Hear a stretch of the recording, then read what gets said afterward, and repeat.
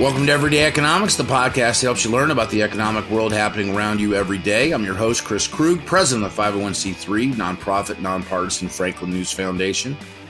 Everyday Economics is a production of America's Talking Network. You can subscribe to all of our podcasts at americastalking.com. To support Everyday Economics, please make your tax-deductible charitable contribution by clicking the link in the show description.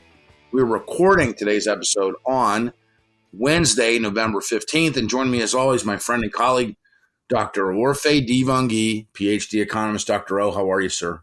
Morning, sir. How are you? Good. It's been a while since you and I have had a chance to talk. Great to be back. This is a nice piece of data that we're going to jump into today.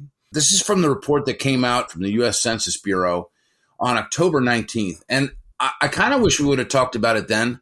However, there's just interesting new context that could be added into this conversation in the about month that's passed. But the Census Bureau on the 19th of October released new state level stats on geographic mobility, which really means, it's migration. It's the migratory pattern of Americans. And it looks at moves from state to state. It also, like I said, it also looks at city to city or city specific migration patterns. So let me ask, where are people going and where are they leaving? Dr. O, hit it. Let me tell you something. It's unbelievable, to see, where people are moving. I mean, can you imagine? We had a housing market that was absolutely crazy during the pandemic, and people just started moving. Where they were moving to places where they were happier. They were moving to places where they didn't have all these restrictions and didn't have to stay indoors and all that stuff. And where they went? They went to Texas and Florida. Florida markets were in 2022, right? It's still ongoing. In 2022, Florida markets were absolutely on fire. At the top of the list. In second place, Orlando, Florida. First place was Austin, Texas. In second place, Orlando, Florida. In third place, I had no idea, but yeah, potentially with Cisco, with maybe another Apple HQ2, Raleigh, North Carolina. In third place, Dallas, Texas, Jacksonville, Florida. Again, so you're seeing Texas metros and Florida metros. And then you have Charlotte, North Carolina, not too far from Raleigh, North Carolina. Then you have Tampa, San Antonio, Houston, and Nashville, Tennessee, one of my favorites. So basically, these three states are taking over. It's Texas. It's, four states. It's Texas, North Carolina. It's Florida. And it's Nashville, Tennessee. And people are running away from California, New York, Illinois, Pennsylvania, Massachusetts, Washington. You know what they have in common? Most of the states have, most except for Pennsylvania, most of the states have some of the highest housing costs in the country, right? Affordability in those states, at least for the locals, absolutely out of control, right? Illinois when you look at just the mortgage payment as a share of income, it's not so bad because it's a state with high income folks. I mean, but the property taxes in Illinois. It's nearly 1-for-1 in many communities. If you have a $2,500 mortgage a month, you might have taxes that are sitting somewhere in the neighborhood of $1,500 to $2,500 a month. It's really bananas in Illinois, in particular in the greater Chicago region. That's right. And it's a shame because Illinois has the opportunity to be, especially the Chicago metro, to be one of the fastest growing metros in the country. Because when you strip out the property tax program, if you gave Chicago the average property tax rate in the country, Chicago would be one of the most affordable with great amenities, right? And that would absolutely be a boon for the region, for the metro, for the region as a whole. And so that is, it's clear to me that disparities in housing policy are reshaping population trends across the country.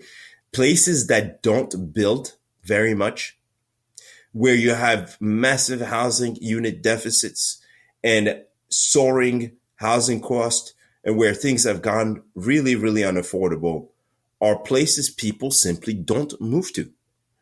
On the other hand, places where you have a ton of new construction, where the building rules and land use regulations basically allow for builders to build smaller, taller, leaner, right? To lean into the higher density, to basically get around the affordability issues that we're facing as a country, right? Those places have seen the fastest increase in housing supply since 2019 and the fastest population growth. And those places, again, are Texas and Florida. I think the one state, like Texas and Florida, they get obviously a lot of love all the time. Tennessee, I mean, the Nashville area is growing, but Chattanooga is growing too. Knoxville, I ran into a guy in the airport who was headed back to Knoxville, was talking about just sort of how, it just kind of, it's not what Knoxville used to be. Johnson City and Bristol, the cities on the eastern side of the state, I think, well, they're cities. People would probably call them towns. But, I mean, everything in Tennessee seems to be growing. The one state that doesn't get a whole lot of attention for its growth is North Carolina.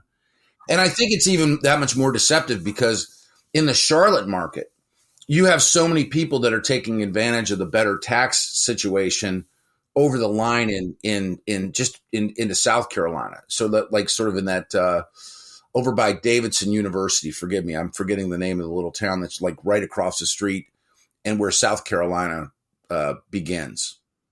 So, I mean, it's people look at this and, we've heard this here. I live in Illinois, as you know. Our governor, when confronted with these kinds of numbers, hasn't really offered a lot of, cogent, sensible ideas around why people are leaving. I mean, that would be an admission of the tax policies and the expense of living in Illinois. It gets, I think, chalked up to those who want to talk about it, to like weather and people retiring. And that's not really the case. It's some of the more wealthy people in these states that are leaving and moving. California, I mean, my goodness, they're about to host that summit and they clean up San Francisco, for the benefit of that, but not for any other reason. And Gavin Newsom, the governor of California, was straight up about that this week. Are there things that these states that are losing people can do that they are not doing? Well, let me tell you something. I'll start with building more housing. People move for housing and jobs. That's the bottom line. Let's just start with building more housing. Making housing affordable, right? So in California, the good news is they passed a state law to try to make homeowners, property owners, give them the ability to build in their backyard. That's fantastic. But you got to go beyond zoning laws and zoning reforms.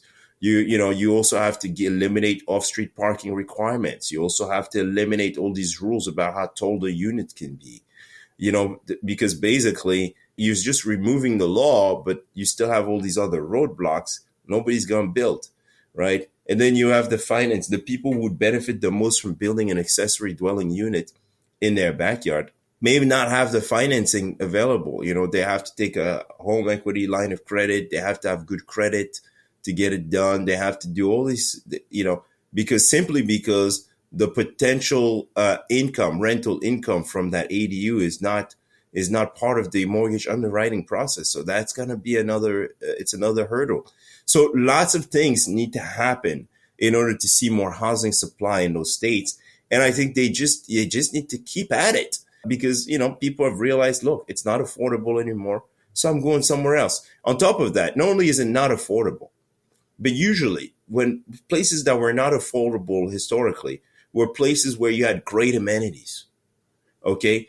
And now you have a crime problem in Chicago. You have a crime and homelessness problem in San Francisco. I mean, you have big businesses that are leaving the city because people are walking into their shops and just serving themselves. Yeah, it's definitely a struggle. I think for these states that are literally on the downside of where they need to be, the problems in particular in these larger states that have the larger cities. Let me add one statistic for our listeners before we go. The typical new home buyer with a 20% down payment. Imagine that 20% in a place like Los Angeles or San Diego or Riverside, California. 20, that's a lot of money, right? Even with a 20% down payment, right, would spend roughly 97%, 90%, and 70% of their income on housing in those markets, respectively, Los Angeles, San Diego, and Riverside, California. That's compared to just 41% for the median U.S. home buyer.